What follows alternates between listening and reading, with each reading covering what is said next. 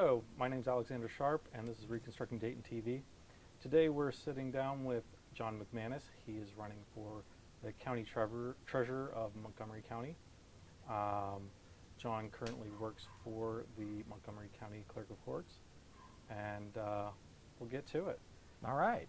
So John, just first off, just tell me a little bit about yourself, your background, your education. Sure. Well, thank you so much for having me here. It's a pleasure to be here, and I really enjoyed the questionnaire from Reconstructing Dayton, and they asked some really good questions, and so I appreciate the invitation. My name is John McManus. Obviously, like you said, running for county treasurer, and hey, you're taking some of my thunder already.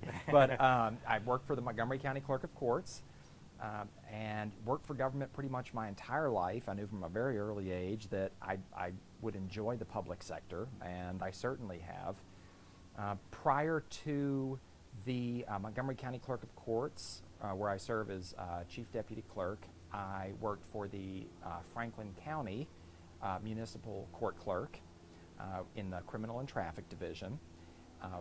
All the while, I was serving as a member of the Dayton Board of Education, where I represented 150,000 people spread throughout Dayton, Riverside, Trotwood, Harrison Township, and Jefferson Township.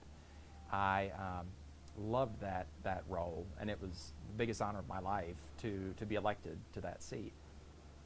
During my time there, I served as the board vice president and also the finance chairman, so overseeing an annual operating budget of $500 million. And so it was a huge responsibility, but it's one I cherished. And so I actually ran for a seat on the Dayton Board of Education while I was in law school at the University of Dayton. So I'm originally from Tennessee, from Shelby County, which is down on the Arkansas-Mississippi border, way down south. And I moved to Dayton to attend the University of Dayton School of Law. And so while I was here, I picked up a paper one day, and I read about the proposed takeover of Dayton Public Schools. And I missed government service so much because I previously served in government. I'll tell you a little bit about that I decided to run. I was reading, the state's report about why they were going to get taken over and what they needed, and I said, my gosh, I've done some of this for a living. Like, maybe I could be of help. And ran for it, did not expect to win, won it. It was very close, just a little bit over 0.5%. So it was, and I defeated an incumbent, a great lady, who had been there for quite a long time. And so when you defeat an incumbent, it gives you, I think, at least in my opinion, you have an even greater respect for the office, because somebody else wanted to serve in that position too, but you have the opportunity, and so you owe it not only to the voters, but also to the people who came before you. So before law school at UD and before the school board, I served as the legislative liaison and public information officer at the Tennessee Department of Human Resources.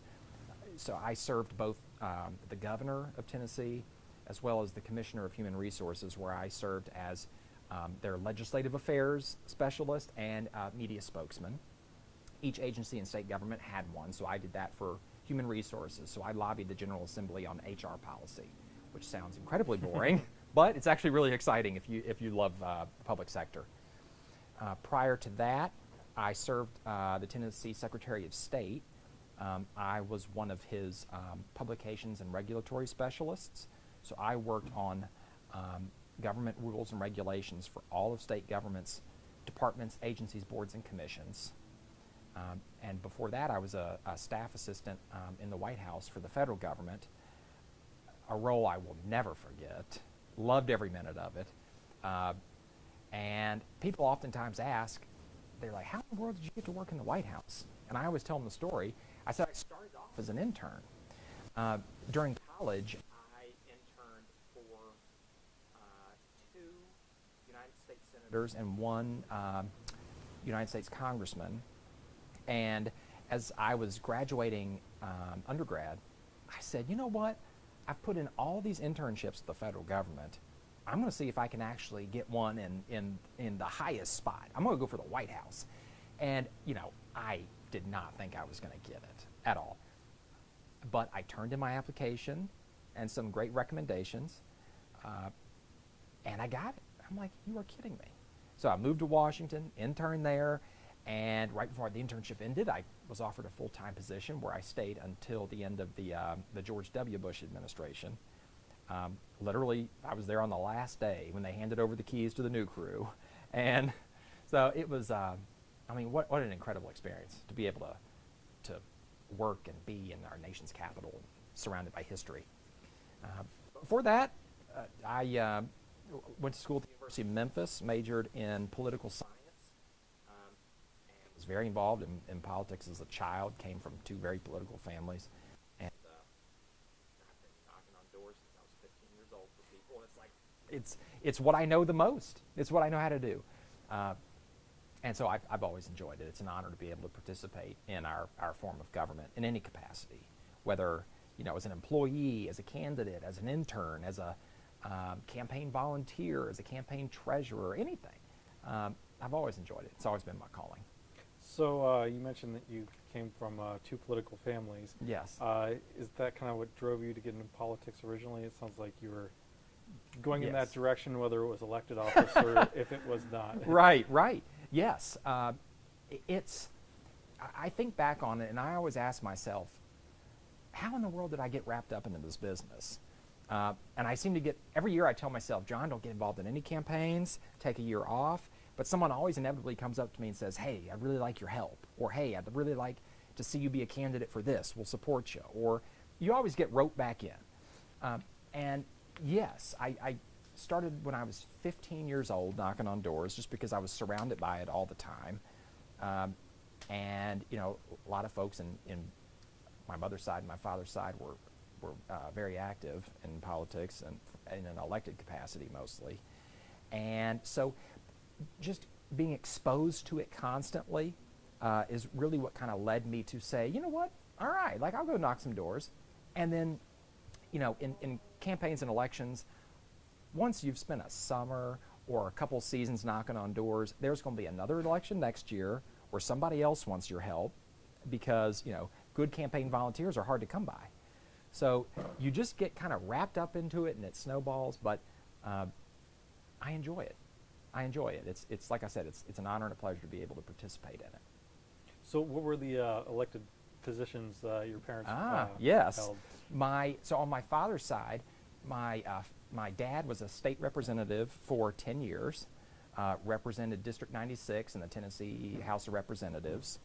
And then dad's father married Al Smith's granddaughter. Al Smith was former governor of New York, so they were obviously a very political family. He was a Democrat, my dad was a Republican. And then on my mother's side, a cousin served as state representative, represented Memphis as a Democrat, and then a maternal cousin was a circuit court judge for 30 years, and maternal cousin was city court clerk for the city of Memphis. So very, very just surrounded by politics all the time, and pretty bipartisan. You know, it was kind of half Democrat, half Republican, and that was nice seeing that too. You know, you learned from your family and your family's friends all about respecting people on both sides of the aisle. Just because somebody has a letter next to their name doesn't mean they're a good person, and it doesn't mean they're a bad person. It just means maybe they have a different perspective, or maybe they were born into a family that was either Republican or Democrat, and they just never really changed, which is actually pretty common. So yeah, I learned, I think, probably from infancy, the the value of public service. So you mentioned the bipartisanship. Yes. You have, when you ran for school board, the sign said, you know, Democrat. Yeah, yeah. And now as a treasurer, the signs say Republican. Yes. So yes. what prompted the change there? Oh, that's a long story. Oh, yeah. Long story. You can give it in a nutshell. I sure will. Okay. People ask me that quite often. And like I said before, I'll preface it by this. I have worked for, worked with, donated to, voted for candidates and elected officials on both sides of the aisle. I know for some people, political party is just a make or break, and that's all they're interested in. But having been kind of born and raised in this business, you see from a very early age, like I said, that, you know, political affiliation, partisan affiliation, by no means is a signal of one's virtue or not. So I've never really been one to judge based on partisan affiliation. And I've always kind of gone back and forth a little bit growing up. You know, growing up I worked for a lot of Republicans, campaigned for a lot of Republicans, but came from a bipartisan family. I was a Republican for many years. I got a little older, and I said, I think I'm more of a Democrat. And then, but I said, but I don't really know. And because I was always kind of more of a moderate to conservative Democrat, you could say, which even in 2018 when I was running for State House, you know, some of the more progressive folks in the party, there were some folks who refused to knock doors for me because they said I wasn't, you know, pure enough. I wasn't progressive enough. Yeah. And I said, okay, that's fine. And so I you know, lost that race, but there were a lot of factors that made me feel open to the idea of listening to some good Republicans when they came to me and said, hey, we think you'd make a great county treasurer. We'd love to support you. We'd love to see you run. Our county needs, you know, more good people. You know, we don't care about your political affiliation now, but, you know, we'd love if you come join us. And I think had I not grown up with the experience of seeing both sides, I would have said, oh, I don't know if I can do that. But I ultimately chose to do it. As a former elected official in the city of Dayton,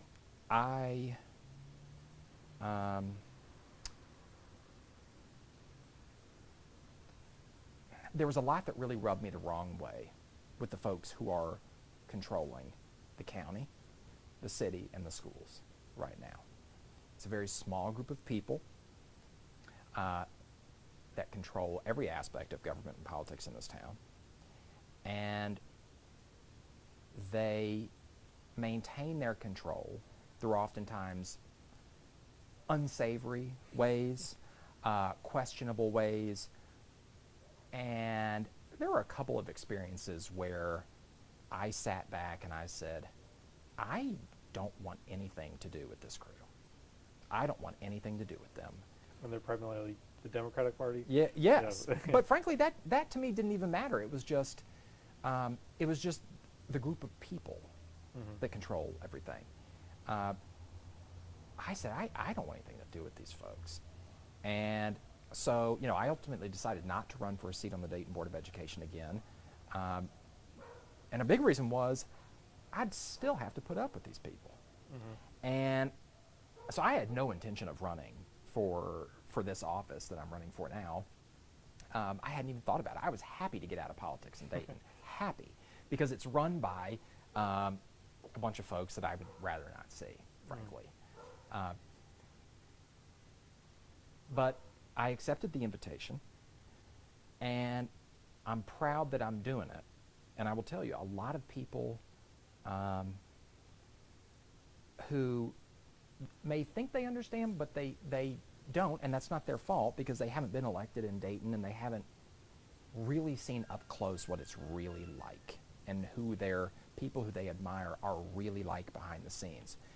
They, you know, they've said horrible things about me, you know, that, oh, I switched and, you know, he's a fake and all this.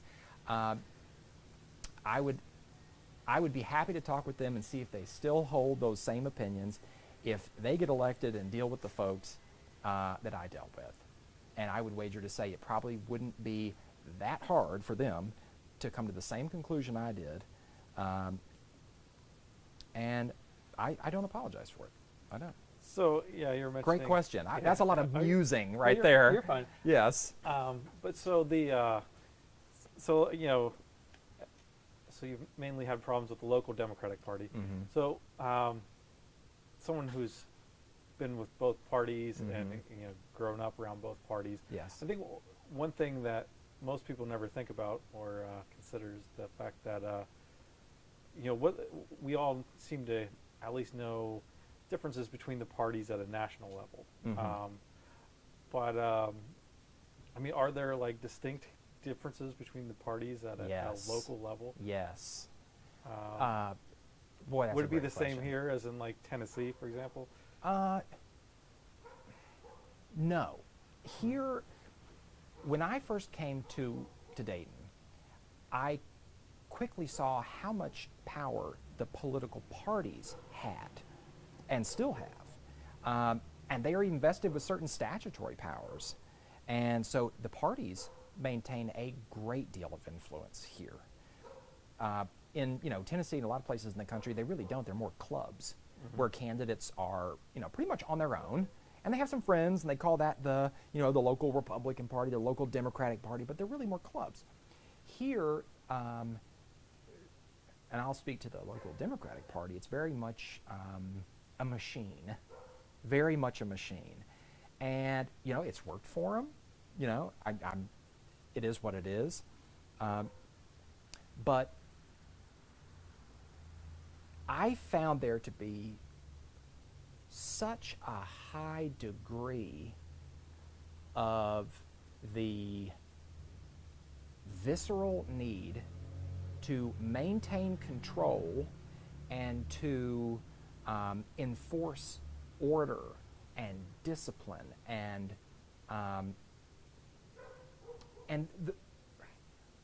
sometimes you aren't always invited to stay in line or not think for yourself or not shake somebody's hand or say hello to some person. The ability to maintain control on a local level here, I have found, is oftentimes done through, like I said, condescension, humiliation, coercion, corruption, all of it. And I think everybody here knows that. Whether you've been elected or not, everybody knows if you pick up a paper that politics here in Dayton, Ohio is inherently corrupt. And it's no secret. I mean, that's why the FBI is here under every rock and, in every corner. They wouldn't be here if this town were run by angels. It is what it is. And I think a lot of people don't want to believe that, but I know it in my heart and soul that the federal government has a lot of work yet to do. And if that means getting rid of some folks who are in local government purely for their own power and gain, then I hope the federal government has a long way to go. I hope they keep working, and I hope they stay strong and they stay on their mission. And I hope they are successful, because corruption has no place in government, and sure as hell not at the local level. If you are running a city, running a school district, running a county, where you are on the ground taking care of the everyday needs of citizens, many of which, especially in my city of Dayton, folks who are well below the poverty level and everything else, you have to have, and the people deserve, a government who legitimately cares about them and is run by people who were elected to do that and who exercise those controls over their own selves. And my hope is that if there's somebody in government who is in it for all the wrong reasons, then they don't need to be there. And so I don't know if that's necessarily realistic, because a lot of people who are given power don't want to give it up. Their main goal is to maintain.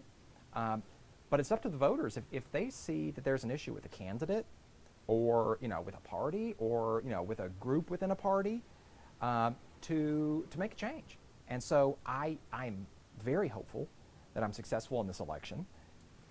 If I'm not, that's okay. I'll be fine. But if I am, I think it is part of my mission, not just to be a great treasurer, not just to do what I've been elected to do statutorily, but also to work with others to try and reform local government from the inside in this town and in this county, because it's needed. It's needed tremendously. So your opponent, Russ Joseph, he was appointed to the position. Yes. And that seems to be a kind of a common method of obtaining positions in the county and the city. You were talking about how the parties are kind of ingrained in our system legally. Yes. And one way is that they get to appoint members when there is a vacancy. Yes. Do you see that as part of the pattern of corruption? Yes. Oh, a great question. So, I don't understand. Well, let's put it this way. I can understand getting appointed to a position. All right. That's, you put in your time, the Central Committee says, you know what, we're going to appoint you to this position because you've done so much for us, let's give you a shot. I cannot fathom how someone could be appointed to a position, lose that position, and then go back and say, can I have another one, please? I would be mortified. I would be humiliated to do that. I mean, I fundamentally don't understand how someone could allow themselves to do that.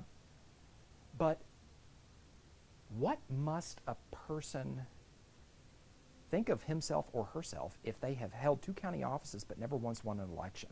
Imagine the sense of entitlement that must create in anybody. In anybody.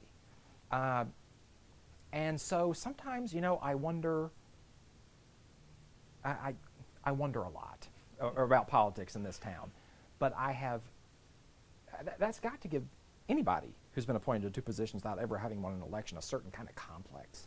But not to mention, too, I think it thwarts the will of the voters to a degree. I mean, what a slap in the face to the voters if they just voted somebody out of a countywide position, and then as soon as a vacancy is there, the party turns around and appoints that exact same person to another countywide position. I mean, you're essentially telling the voters, we saw the result, but we really don't care. We're going to appoint our guy again. And in any county, with any person, I don't care if that person is an ordained saint, it would be wrong to do that. So at some point, you have to have a respect for your constituents. You have to have a respect for voters. So I've never seen anything like it. And I wonder, if he is unsuccessful in November, will they appoint him to another position? People ask me that all the time. They're like, do you think they'll appoint him to something else? I don't know. But it'd be interesting to watch. But I don't know if the Democratic Party would stand for that. I think he'd probably land on his feet, I'm sure. Oh, no doubt. But I think some people would say, do we really want to do this again? Mm-hmm. Is that maybe a little offensive to the voters? Maybe a little too obvious this time? So, yeah, I mean, I can't blame a guy for trying to, go after a job. But I wouldn't be able to do that. I don't think my pride would let me do that. All right. So you said with the treasurer job, some local Republicans came to you and asked you to jump in. Yes. When you ran for the state house, was it the same thing with the Democrats? Yes. Okay. So some local Democrats. I'll put it this way. I was told it was that way for the wrong reasons. I was told one of the reasons by someone who was well placed that I would be asked by the Democrats to run for a seat in the state house that I had no chance of winning, solely because they did not want me to run for a seat on the city commission that was going to be or was just vacated by Joey Williams. Now, I had no desire to run for city commission. I was very happy on the school board. And I said, they're going to call me to run for a seat in the state legislature specifically so I won't run for a seat on the city commission. Did you find out about that before or after you jumped in the race? I can't I can't remember. Okay. I can't. That was all a disappointing blur. Uh-huh. You know, that series, those series of conversations. I said that's odd, but in this town that makes sense. You know, they're not going. There were folks who did not like the fact, and were very vocal about. They did not like the fact that I was elected to the Board of Education on my own, because in Dayton, especially in the local Democratic Party, you were expected to be selected by the powers that be, ushered through, and then placed before other powers that be, eventually for, you know, even the right to run for the seat, you know, with the blessings of you know, these self-appointed oligarchs. So there were a lot of people who were very upset when I won, because they apparently thought I did it the wrong way. I did it on my own.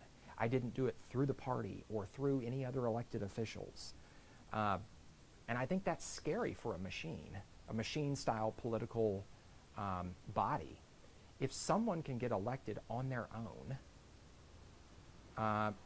that scares them, because the machine wants to be able to pick and choose who's in elected office. So, so yes, I was apparently asked to run for a seat in the state legislature, because they didn't want me once again deciding for myself, you know, that I was interested in serving the public, except this time on the city commission, which I had no desire to serve on the city commission. So, but that was an interesting window into the local political machine run out of City Hall and the party here. Yeah. So they had you run to keep you busy, basically. They had me run so that I wouldn't be put on a commission that they felt I didn't belong on, because I guess I was too independent, even though I had no desire of actually running for that body myself. Did they give you the impression that, like, running for the House was just a way of, like, cutting your teeth, and that was your way to get in with the party? To a certain degree.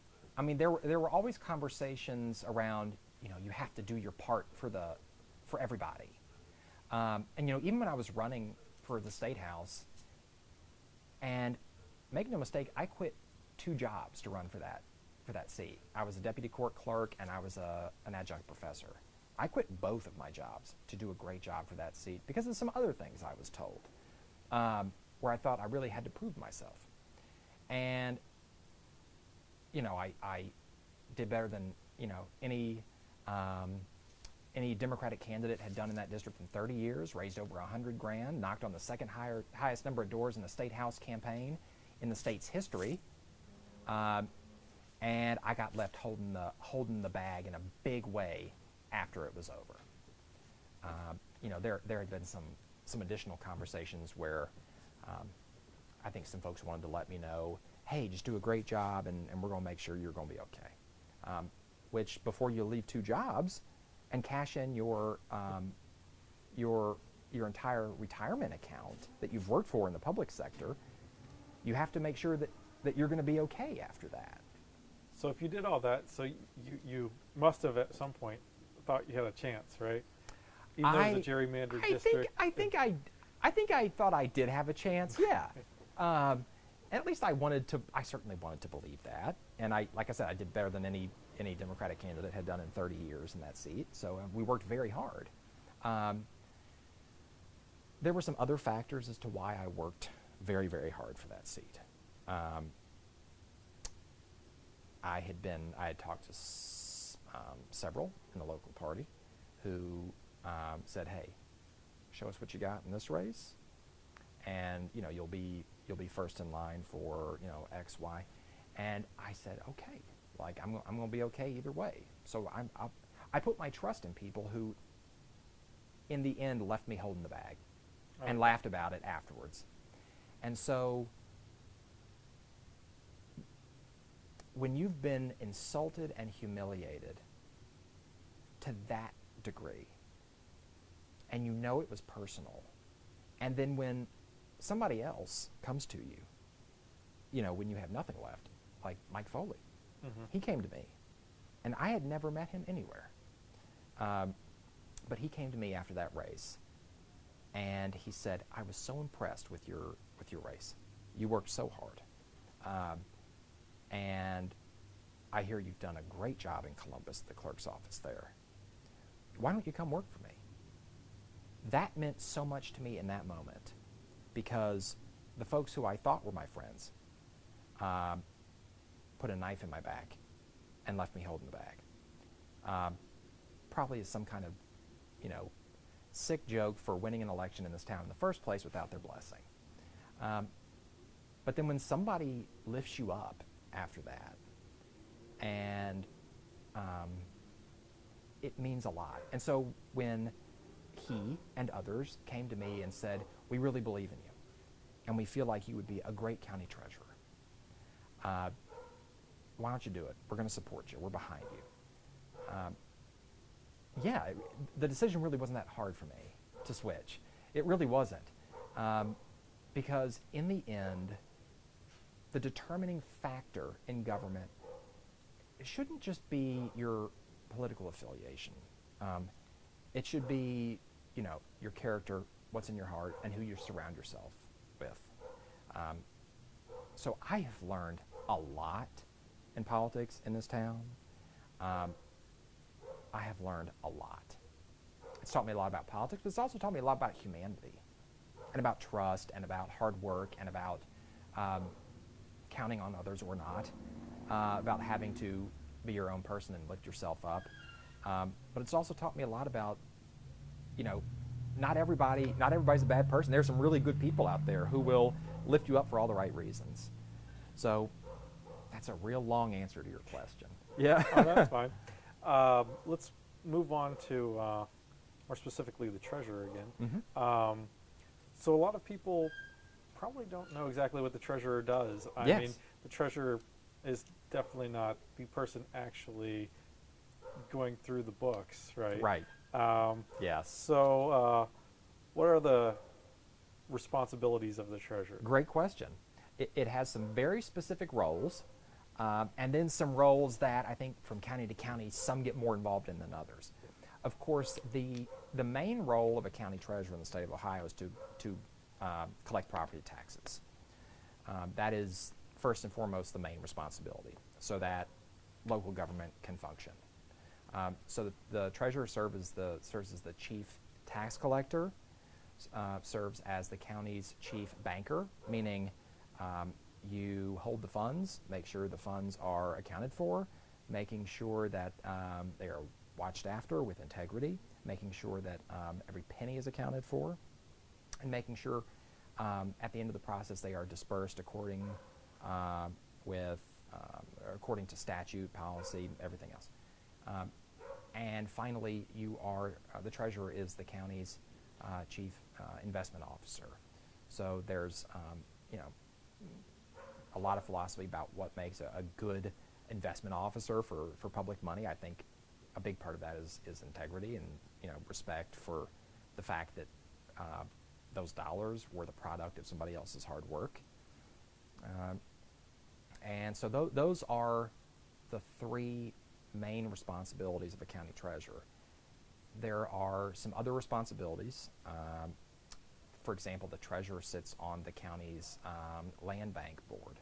So the land bank is a tremendous tool if used well and used right for counties, in that they can, the land banks can acquire certain properties that have completely fallen apart or have been neglected, abandoned, and then can do a number of things with those properties to return them to responsible owners and thereby put them back on the tax rolls. But you can do a lot of creative things with the land bank. You can acquire the property and rehabilitate it. The county can, and then turn it into veterans housing, for instance. So Usually, currently, they demolish, right? So, yeah, that's a big thing. I mean, there are so many abandoned properties in the city of Dayton alone that demolition has become a very well-used tool in Dayton and Montgomery County. Of course, we've seen just because local government in Dayton, Montgomery County is inherently corrupt. Of course, even demolition in this county, and in the city especially, demolition has within it, these tinges of corruption. If you look through the court documents and everything else, you'd see that a lot of these demolition contracts maybe weren't handed out or dealt with all the integrity in the world, which, of course, should be of no surprise to anyone. But it's still sad and unfortunate. Yeah. Yeah, still sad and unfortunate. But there's some other great things that county treasurers do in the state. And there's one thing I would actually really like to do too, because there's one great part about elected office. There are certain things you have to do according to statute, and there are then certain things that you may also do that are what statute calls permissive. What I think would be a great thing to do, especially in Dayton and Montgomery County, is for, like some other treasurers do across the state, have a financial literacy education and programs, and go all throughout the county, and especially in the city, into schools, into churches, into retirement communities, and give people free lessons, if they want it, on financial management. My dad too, he was a financial advisor, still is. He's been doing it for 30 years. So I grew up learning about, your freedom is through through saving and making sure you're a good steward of your own money and everything. There are so many people out there who by no fault of their own, they may not know about, what are the good rules to live by with credit cards or savings or, down payments on a house or this, that, and the other. You can do a lot of good in government with even just a little bit of effort if it's in the right place.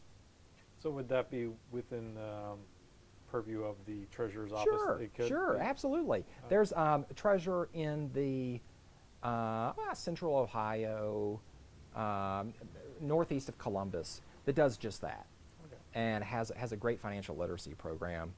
So that's just one example of things that you can also do that could be a real benefit to the people you serve. Yeah, so actually you kind of answered my next question, which was, are there specific policies that a treasurer can enact? So that sounds like that's a big one for you. That'd be an important one. Would there be any others that you're looking at? I happen to think, well, gosh, there's a lot. Other than being a good treasurer, and other than shining a spotlight in our local government, which needs sunlight desperately, there are other things I think need to be thoroughly examined. The rate of taxation in Montgomery County. You look at the counties around us. Citizens there aren't taxed at nearly a high rate. So you have people, all the time. You talk to people. I don't know if I can afford to stay in my home, so I'm going to go to this county or that county.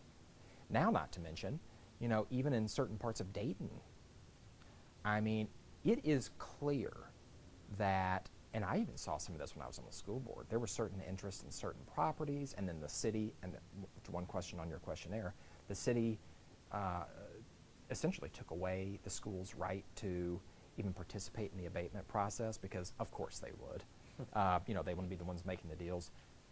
Not only are there high taxes affecting people all across the county, but gentrification is happening in Dayton, and it is beginning right before our eyes. And you look at what the treasurer did, was it in 2019? Took away lot links. Lot links was a tool that allowed average everyday people to invest in their own neighborhoods, buy these homes, and it was ended, at the drop of a hat in the middle of the night, and everyone was shocked. And so folks are wondering, this is interesting. Gentrification's on the way too.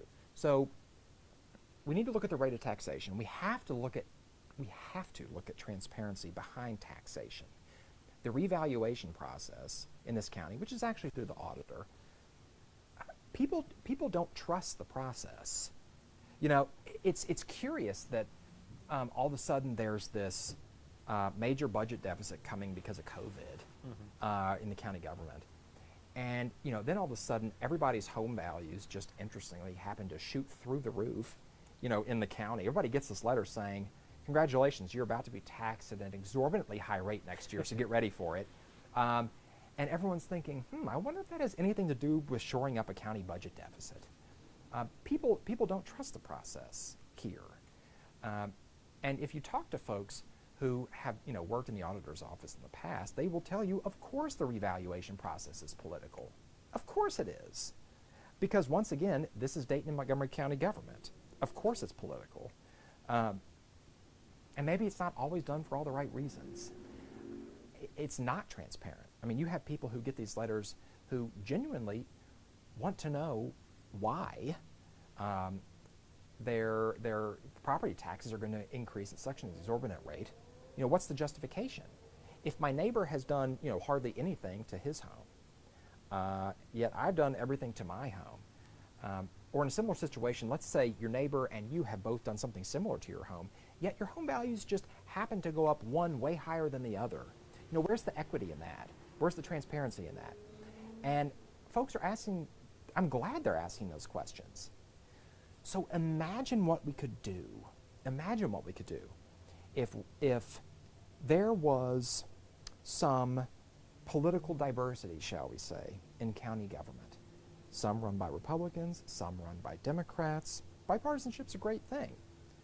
But the more that happens instead of one-party control, the more that happens, the more bipartisan control, it will be better for the county because there will all of a sudden be some sunlight in some of these processes. I'll give you a great example of the effects of sunlight on county government here in Montgomery County. An article ran in the paper today or yesterday where I and my boss were questioning the propriety of the current treasurer steering $2 million to a project that was managed by his wife, who works for the county auditor. Because, of course, nepotism in Montgomery County government is a problem. When you read that article, number one, there is no acceptance of responsibility, on the part of the accused party or his spouse. But not just that, they both spent time throwing the county auditor, Carl Keith, under the bus. They threw the county commissioners under the bus. And they're supposed to all be on the same side. That was just a little bit of daylight. Just a tiny bit, just around a couple of votes on some backroom board called the ADP board that nobody knows about anyway. We just shined a little bit of daylight in there. And they all ran and scurried and blamed everything on everybody else, on their friends, and didn't accept responsibility for anything.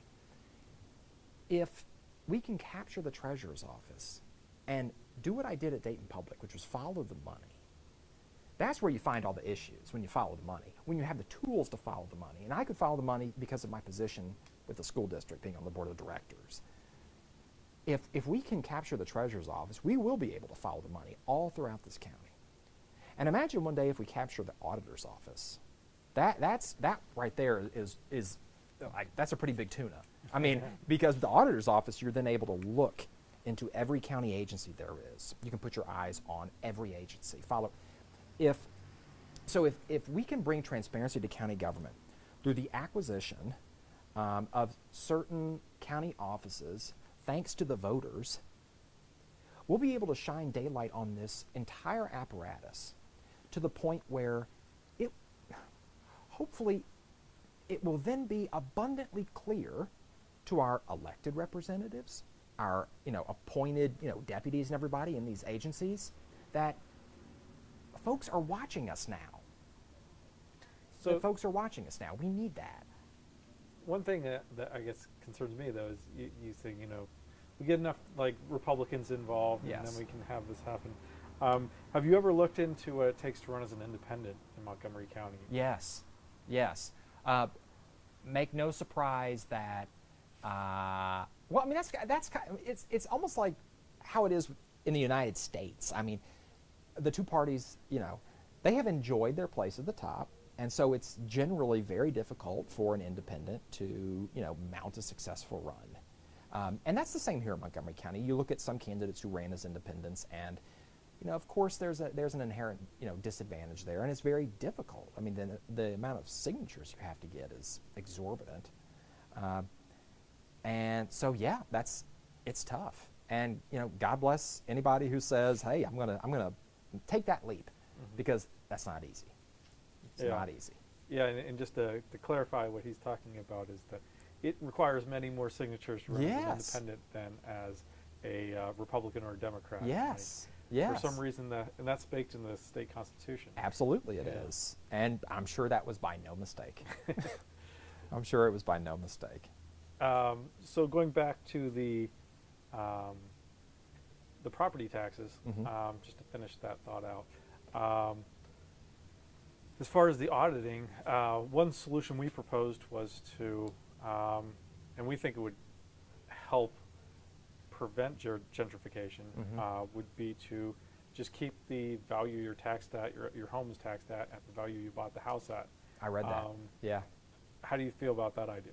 Well, I think, at first blush, and I will put this out there. Pretty much everything, there were a lot of things on the questionnaire that I inherently agreed with, but that I have to do so with a caveat that I would have to see the details of the proposal before I could say I would support or not support, because having been, in the past, a lobbyist for government, and having been a government regulator, I lived and died by the mantra that the devil's in the details, and it always is. But I read that, and I think that's a great place to start, because there's something wrong when homeowners are scared to fix up their properties because they feel that they are going to be financially punished by local government if they do so. So, I live in Belmont. I have a 1,000-square-foot house with, it's a wood house with aluminum siding over it. It's very common in East Dayton. And I thought for a while that I'd really like to replace the aluminum siding with brick, which, it'd be expensive, but I always thought that would look really nice. And my neighbor said, oh, be careful with that, because they're going to hit you on those taxes. That's the first thing people think about. Not, should I fix up my home, and what's it going to cost on the front end, but what's it going to cost on the back end? And so something has to change. And so I really like, there's homestead exemptions, and there are, things of different natures all across the country. The model here in Montgomery County does not work. It does not work. The revaluation process is clouded in secrecy. There is no transparency. People feel that they do not have answers. People are treated unfairly. There are some heinous examples out there, which I will not go into. But I think that's a good place to start, and I think, frankly, that would be a better option than what we have now. I always try thinking of, okay, how would that solution lead to a problem? Like we obviously understand the benefits with that solution. Now, what could be some problems? And I said, there are always scammers out there. There are always people who do things with, not the best intent. Could you see somebody perhaps, building a property? Let's say they purchased a piece of property, built a 1,000-square-foot home on that property, and with the intent of having their rate of taxation fixed based on the original construction. After that rate was set, then adding 4,000 feet on and saying, but you can't tax me for it. So there would have to be certain safeguards against people trying to manipulate the system. So I would be really interested to learn about where that process may have been implemented, or something even close to it, and seeing what some of the benefits and drawbacks were. But I really like the idea, and I think it's a lot more fair. It's a more fair option than what we have now, and fairness is always a great place to start. Yeah, I think one thing that struck me as odd at the Rock the Vote thing, I knew you were at that, for Neighborhoods Over Politics. Russ Joseph, he boasted about how he had collected more in property taxes than any other treasurer Right. in our history. I wondered, like, what gives you control over, like, collecting more or less property taxes? Well, I don't. Well, I mean, I could wager to guess, but the first thing I thought when I heard that is, Carolyn Rice must be really insulted by that, because, and I know Carolyn. I mean, she's a county commissioner. She was county treasurer before that. She was really strong with the land bank. Very nice lady, but here's her successor saying, "I've done so much better than the person who came before me. Look how good I am." I'm thinking Carolyn Rice must be really upset about that. But I have found it a little odd too that, like, that's one of the things he's running on, is telling all the voters, "I've collected more of your money than anybody else." I mean, if that works for him, Yeah. by all means. I think one thing he would probably point to is, I think if he were sitting here, what would he say? How has he been successful in collecting, more of people's money than any treasurer in the past? Probably made it easier to pay. There's some new payment options at the treasurer's office, which is a good thing. We did the same at the clerk's office. And so it gives people, more of an incentive to pay because it's just frankly easier. So, if I am successful in this, trust and believe, the first thing I will do when I get in there is have a massive audit of that entire office, because they'll probably gut the place before I get there. in all truth, they will probably gut the place. So I'd have to know, where everything stands, and if everything's present and accounted for. But I'd be interested in looking at the numbers behind that statement. I would ask the same question myself. So you mentioned that how the auditor's office had a lot of that key financial information and the key financial decisions. Mm-hmm. In Summit County, where Mm-hmm. Akron is, and actually in Cuyahoga County as well, they combined the treasurer, auditor, and the recorder's office into one fiscal officer Yes. office.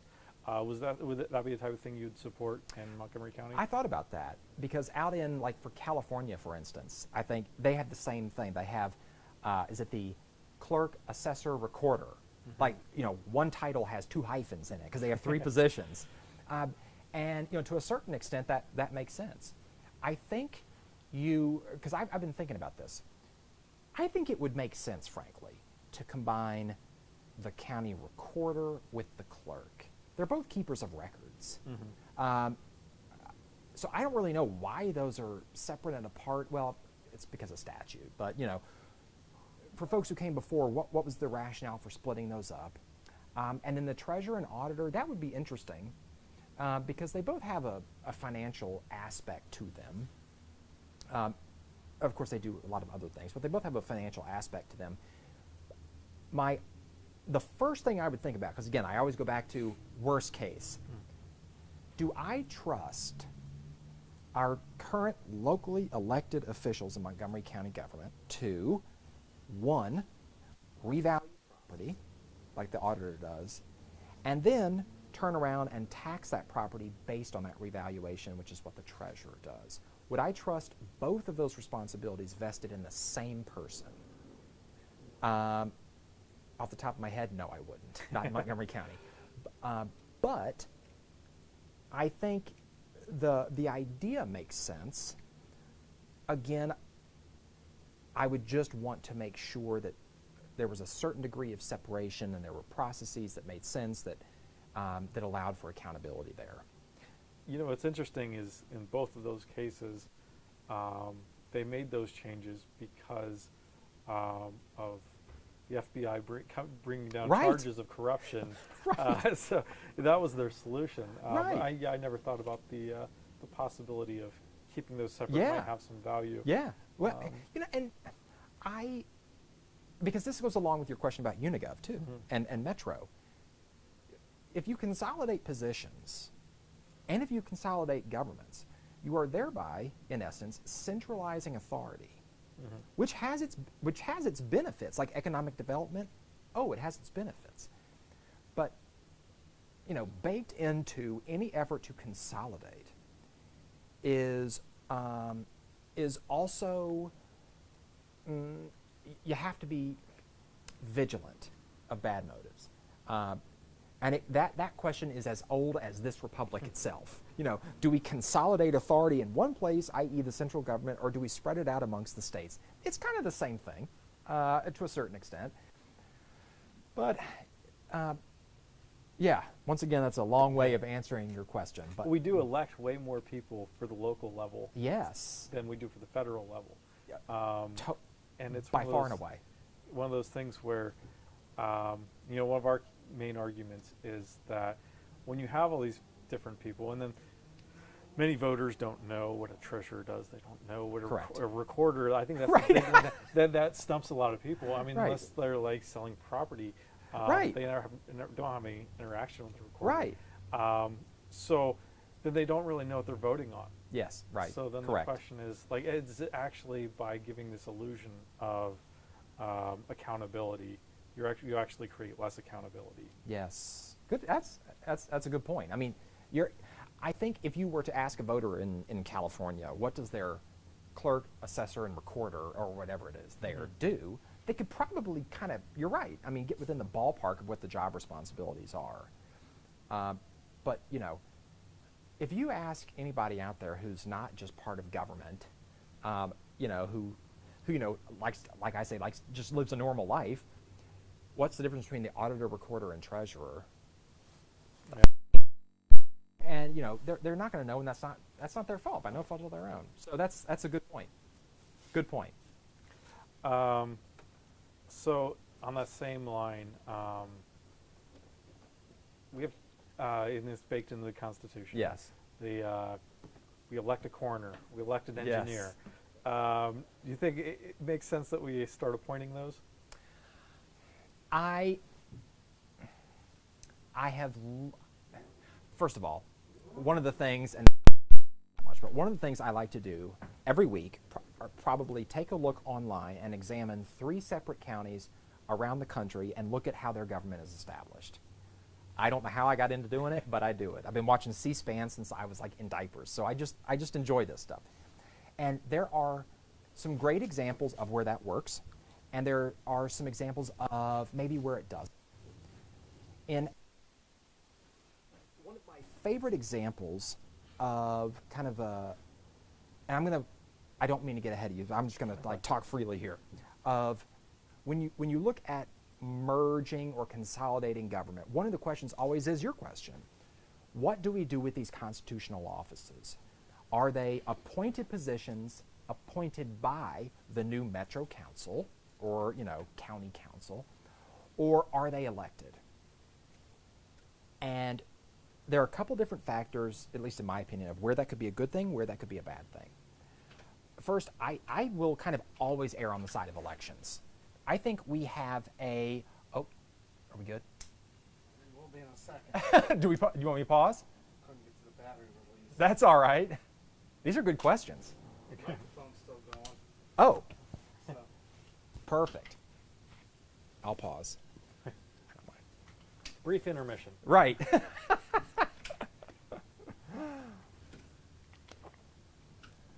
I've been told I talk too long. You're right. I've been told I talk, so I'll go back to it at least. for the Yeah. voters, like Sure, so the viewers you can never have too much information. That's about right. candidates, That's you right. know? Talk about transparency. Yeah. So the question of appointed versus elected, I think, comes down to who does the appointing. If you look at the previous consolidation attempt here in Montgomery County, it had a lot of problems. I think one of the problems was that the new county council, or whatever it was going to be called, was not big enough. If you look at, let's say, for example, the city of Dayton, the Dayton City Commission, that's what, 5 people? Mm-hmm. And then you look at the Metro Council in the city of Nashville, where I used to live, which is a metro form of government. You have 44 people on the city council. It's like a full-blown legislator. That's right. Yeah. It's tons. And I think that's a great model. But why, let's say one were to appoint and the other were to appoint, and the size, why does the size of that council matter? Mm-hmm. If Montgomery County just had 8 people, appointing all these folks who they'd be paying probably $150,000, $200,000, I think that leads to the danger of having just another good old boy system by a different name. All of a sudden, these 8 people in the county or 9 people in the county or whatever it was are going to be so powerful that they can choose all these very lucrative constitutional positions that are in charge of huge amounts of employees, patronage jobs. So I favor accountability above all. So I like Nashville's model.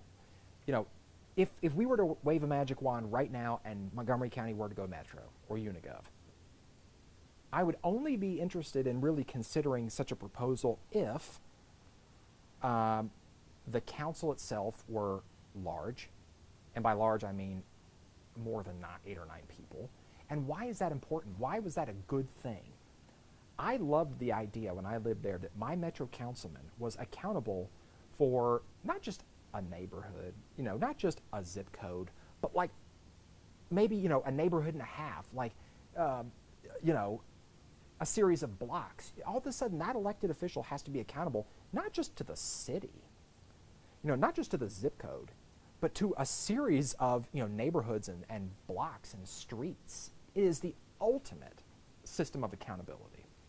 Because okay, real quick though. Yes. So, the one problem I see with that Yes. system is, because you see a problem with a few people highly paid. Right. But where we've seen the worst corruption in this area, or at least where people have gotten caught Yes, or in yes. trouble, it's the city council where they're not being paid a lot. Well, good point. So, if Joey Williams was making $100,000 sitting on a county council, someone building him a deck wouldn't be a huge Right. incentive. Right. So if you have a huge like if you've got, say, this 40-member council, Yes. and we can only pay them pennies to be on this thing, Right.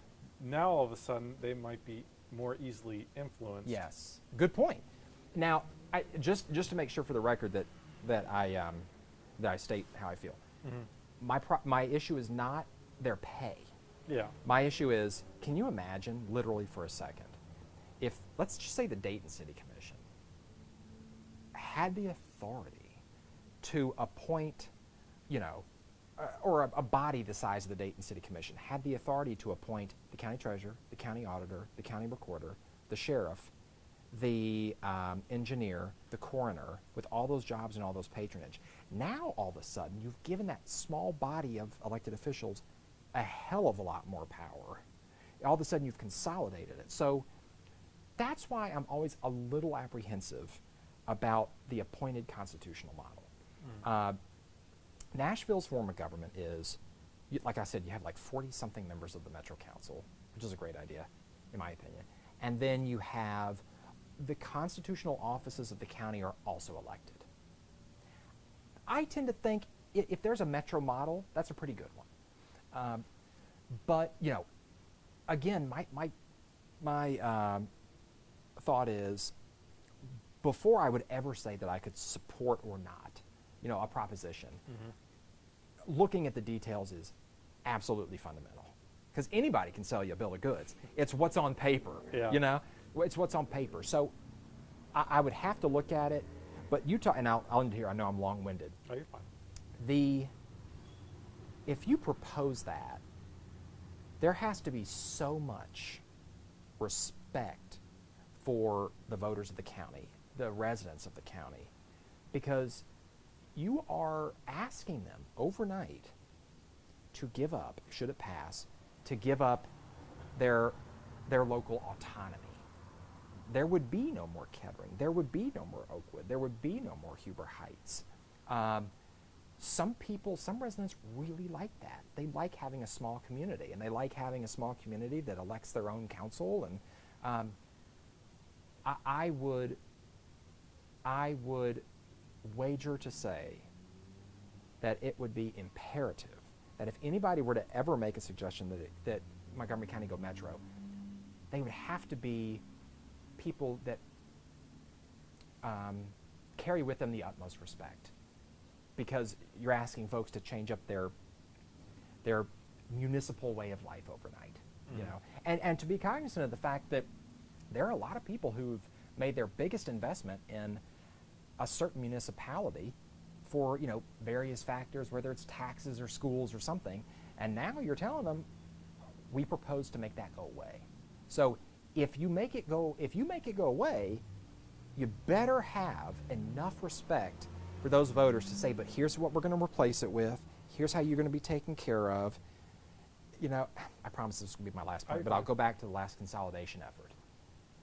One thing I could not get my mind around is with the last consolidation effort here in Montgomery County, it was proposed that the city of Dayton go away and the townships go away, but all the other municipalities got to stay.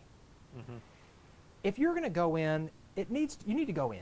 Like, it's like all or nothing, you know, because I think there were a lot of people troubled by that. There was a certain amount of inequity in that policy itself. You were now telling people in Dayton and people in the townships that we were fine taking your label away, but the people in the suburban communities were a little bit better, so they got to keep their way of life, but you had to give up yours. So, you know, the way you present something is critical. I think it also had like Trotwood merging with Dayton, right, and a couple other Harrison Township, right. Yes, I think Riverside was the other one. Right. There was. Yeah, you're right. Yeah. I think there were certain municipalities that were going to be merged into it, but like, see, there are legal problems with Kettering and Centerville, for example, because they have little tiny bits in Greene County. Yes, yes. So that's right. You'd actually have to have the voters of Greene County vote on it, as well as the voters in Montgomery County. Interesting. Which is one of the big hang-ups. Interesting. Yeah. Yeah, yeah. It's one of those things, and there are different models everywhere. You look at Cleveland, their constitutional officers are appointed, I believe. Like for instance, when we go up to the clerks of court associations, the clerk for Cuyahoga County, Clerk Byrd, she's appointed. She's the only appointed one there. She's one of the most knowledgeable in that room. When she speaks, all the elected clerks sit up and listen because she's really a pro. Like, wow, that's I mean, she's a real professional. Because probably there are certain qualifications there. In order to be appointed clerk of courts, you have to have X. To be appointed county treasurer, you have to, have passed your, certain financial, certifications, et cetera, et cetera. So there are some benefits there, but it would have to come down to the details. Have to come down to the details. I think it's probably impossible to have something like the Dayton Together where it's this one big thing. We've done it. So we've proposed more of a piecemeal process of making consolidations where you can and where they increase efficiency. Mm-hmm. So one of them was to increase or to make a single municipal court for the entire county. Yes. Franklin County has this. Yes. And in the clerk's office, yeah. you're familiar with how the courts work. So how would you feel about that? It was a tremendous model. Mm-hmm. Tremendous model. Because you think about it here in Montgomery County. Let's say, you're a lawyer or a landlord or something, or, you work for the court and you're trying to find out information about this case, this person, your background investigation, whatever. Mm-hmm. You all of a sudden have to go through the Montgomery County Municipal Court, the Dayton Municipal Court, the Vandalia Municipal Court, the Miamisburg Municipal Court, the Kettering Municipal Court. Whereas in Franklin County, you go to one place. So how it worked in Franklin County, and it was a great model. Yes, they have an elected clerk of the Court of Common Pleas, Mary Ellen O'Shaughnessy, and they have a elected clerk of the municipal court, Lori Tyak, who I worked for. So essentially, in Franklin County, there are little mayor's courts, mm-hmm. Where if you have like an infraction or whatever, if you don't Dublin, right, like that, right. Yeah. If you don't want to pay it, or if you want to pay it, no problem, it goes away. But if you want to contest it, boom, then every mayor's court gets kicked up to the municipal court. So anything that's contested is thereby in one county municipal court. And one, county clerk controls, the administrative functions for all of that. It's a great model. Now, how it works here in Montgomery County is my boss, the Montgomery County Clerk of Courts, has jurisdiction in the Montgomery County Municipal Court over all areas that do not have their own municipal court. Some are elected, some are appointed based on population size. But essentially here in Montgomery County, the Montgomery County Municipal Court has the townships, the villages, and a few of the cities like Huber, New Lebanon, Trotwood. But yes, I support a countywide municipal court clerk. Just because make everything more efficient. Yeah. Oh, absolutely. Absolutely. It works. Yes. So another thing, and this goes back to the regionalism, Right. the idea of changing boundaries. Yes. The second largest suburb of Dayton is Beaver Creek. Beaver Creek is in Greene County. Interesting. It's just right across the Right. line. Like there's no real rural area between Beaver Creek and Good point. Dayton. Would you support, and this would not be something that at the county level we'd have any control over, it would be state level, but would you support changing the county lines so that single metropolitan areas all fell within a single Interesting. county? Do you know if that has been done or anything similar? Is there anywhere where that is They have proposed not changed, or the county lines have not changed since 1888. However, there's Interesting. all it takes is the state legislature Right. deciding that right it will. to do it? Yes. Right. It's not like it's difficult for it to Right. happen. But, Right. Here would be, again, I always go to worst case. Let's say someone owns a piece of property on, the Greene Montgomery County line. Let's say the boundaries may be changed every whatever term set by statute. Yeah. That person would have to be very cognizant of the fact that their house may be in one county one time, one county another, depending on the cycle, the population shifts, things of that nature. So it's interesting to think about in that, should a metropolitan area be a metropolitan area in spite of the existing county lines? Frankly, I've never thought about it. And then I go back to my government career as essentially a record keeper. I could see, let's say you were trying to do, looking for any kind of record, probate record, business record, marriage licenses, anything.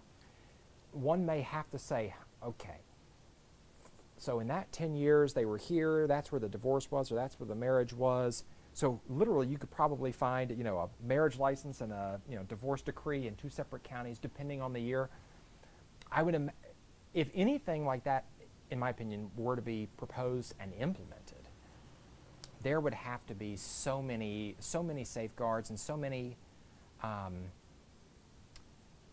ways to access that information where the new boundaries, if you will, for that period of time didn't serve as a hindrance to efficiency.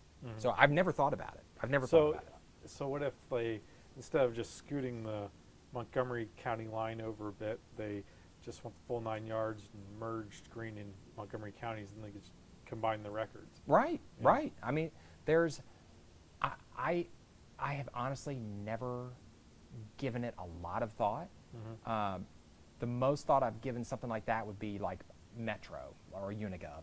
I've never thought of like combining multiple counties, but I will tell you, I love going back and looking at the reason, I know this isn't your question, but looking at the reason behind why do states have their shapes? Why do counties have their shapes? What were the original reasonings? So people have thought of this before, but it was, hundreds of years ago. But that's a good question. Is a process that was done 200 years ago worth thinking about again at a certain definitive period of time? And, the founders might very well agree with you. I've never thought about it, but I would certainly love to think about it some more and hear people's perspectives about it. As a public servant record keeper, yes, and a candidate multiple times, yes, you're probably familiar with the Board of Elections website. Oh yes. I don't know if you've noticed that it's not ADA compliant. Correct. and there's no way to search for like campaign donors. Correct. Is that something that you think we should change? Yes. Yes. Yes. Totally. I mean, I've been a candidate for state office and local office. Mm-hmm. You know, with state, and I don't know a lot about the Federal Election Commission, but I know a little bit. But with the state Board of Election, or the state Secretary of State's Division of Elections, very familiar with that. You can go on there and you can type in, you know, you can search for a donor, you can, you know, search for, you know, just about anything you want, and it's searchable and it's compliant. You're right. You're right. Our local Board of Elections databases, sure, of course there's room for improvement. I would certainly support more transparency in anything related to campaign finance, and especially, by the way, here in Dayton. Wouldn't it be, or in Montgomery County, you know, where there is corruption, there should be more transparency. Yeah. I mean, can you imagine if we would be able to go on the Board of Elections and look up if, you know, an associate of this person who's wrapped up in something has ever given to candidates, and if so, when, what are some of the common trends? Again, go back to following the money. You can tell so much. You can tell so much by looking in depth at finance disclosures. Mm-hmm. You can tell who people's allies are. You can, you can see when they donated. You can see if they donated after they got a contract. You can see everything. But our local records make that much harder to do, trying to put the pieces together than at the state, for instance. So yes, I'd support that. So the Board of Elections itself is structured in a partisan way. Yes. Which is kind of curious. Yeah. Do you think that's something we should eliminate? When I first came to Ohio, I noted that stood out. Mm-hmm. That stood out. So it's not that way in Tennessee? No. Whoever is the majority party in well, it's still political. I mean, whoever's the majority party in the legislature is thereby the majority party in the election commission, they call it there, except it's like 3-2 or something like that, where the majority party in the legislature has 3 seats on the board and the minority party in the legislature has 2. So at least here you have both sides have an equal fighting chance. Mm-hmm. You know, it's equal. Unless you're an independent. Yeah, then you're out of luck. Yeah. But, you know, should elections, I mean, elections are interesting. I mean, you look at the Board of Elections here in Ohio, it's staffed, it's entirely partisan staffed, mm-hmm. yet elections are still paid for by taxpayers, so it's a government function. Your question's a good one. I'm firmly of the belief that there's never a need to reinvent the wheel. You think about how many county governments are there per state all over this country.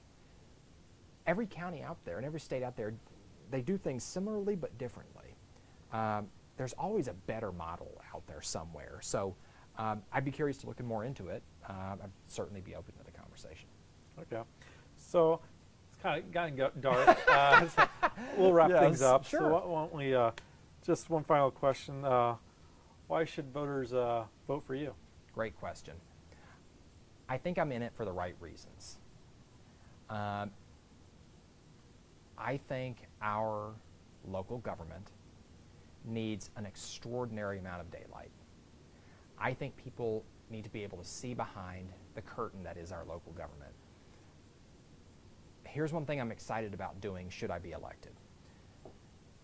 Going back to my time on the Dayton Board of Education, my 2 years at the beginning were very different than my 2 years at the end. My 2 years at the beginning were more focused on building bridges, building relationships, you know, trying to, you know, move the ball down the field on certain things. As I started to understand what local politics was in this community and the nature of the people who run it, my goals shifted a bit. Still, I wanted to do great things for the school district, but I felt it was an equal responsibility to expose things that needed to be exposed. If there were some things going on at the school district that I did not agree with, that the constituents did not agree with, that were not right, that were offensive to taxpayers, that were ethically gray, blurry, and maybe even just bad moves altogether, I viewed it as part of my role to bring it to light and to bring it to the public. I made a lot of people very angry by doing that. But I really valued that role. I think every local government needs somebody who is committed not just to doing exactly what statute says you should do in this role, but who also believes it in their core that it is their responsibility to bring transparency no matter how hard and how difficult it is, and no matter who you make angry. I've done it. I've done it here. I've done it in this town. I know what it takes. I know what you'll be faced with. It's not pretty. But if I win this, that is what I'm going to do. We need people from both sides sitting at the table. And not just because that's the right thing, not just because that's reflective of our country and our county, but because the voters of this community already know that their local government is corrupt. Like I said, the FBI would not be here if there were no issues in our local government. The more people you can get from different perspectives holding each other accountable, the better. Our local government has too little checks and balances right now because it's all run by the same people, the very small group of people. We have to shake things up. And I think once we shake things up, we'll be able to shine a light where it needs to be shined, and we'll be able to make changes in our local government that are critically important. Critically important. I hope I have the opportunity to do that because there is so much going on in our local government, whether it's the city, the county, the schools, that shouldn't be happening. And sometimes it takes somebody to step out, step away, and say, yeah, I did that, and I know what they're doing, and it's not okay, and I'm going to try to do everything I can to make sure it doesn't continue to happen. So that's one of the reasons I think you should vote for me for treasurer, is because not only do I think I'd make a damn good treasurer, not only do I think I would serve constituents just like I did on the Board of Education with respect for everybody, regardless of who they are, what zip code they're in, but because our government needs a watchdog and someone who's already shown his constituents that they do not care who they make angry by talking about things and bringing things up that need to be shown to the voters and shown to the population. So I hope I have that opportunity. I'd be honored to serve as treasurer. All right, John McManus, thank you very much. Thank you. Election day is November 3rd. My name is Alexander Sharp, and this was John McManus. Thank you very much for tuning in. All right. I hope I didn't take too much of your time. No, you're fine. Yeah. Well, see, towards the end Like I there. said, the more the better.